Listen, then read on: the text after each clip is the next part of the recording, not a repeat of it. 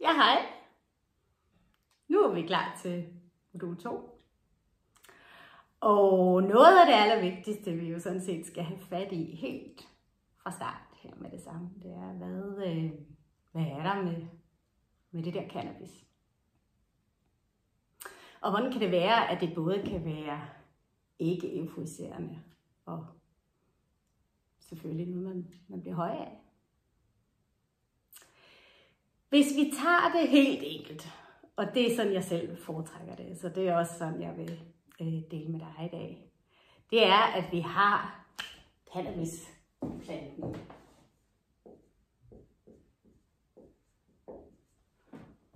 Og jeg skal nok lave dig et lille seddel med min oversigt her, så du nemt kan finde rundt i den. Under cannabisplanten, der har vi så de her 2 hovedsorter. Den ene er hampesorten, og den anden er marihuana. Henne på hampesiden, der kan vi udvinde i høj grad langt størstedelen det her aktive stof, som hedder CBD. Det er det gode stof, som det her kursus drejer sig om, som har en balancerende effekt på vores krop, på vores sind.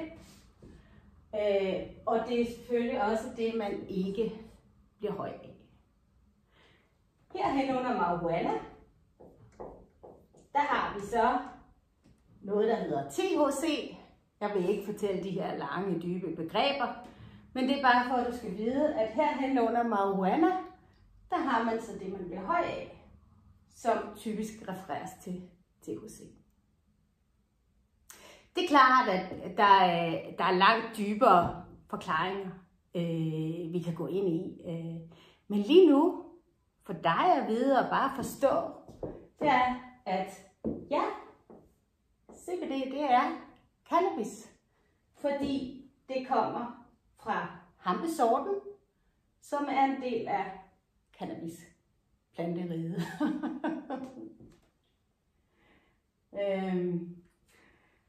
Så jeg tænker, at hvis vi nu holder de her begreber fuldstændig enkelt, så er det ligesom nemt for os at have med at gøre. Og her i modulet, der får du lige en enkelt tegning af det her helt enkle. Sådan så for eksempel, hvis du hører nogen sige, cannabis er farligt, så kan du hive din tegning frem, og så kan du sige, ja, det kan det godt være.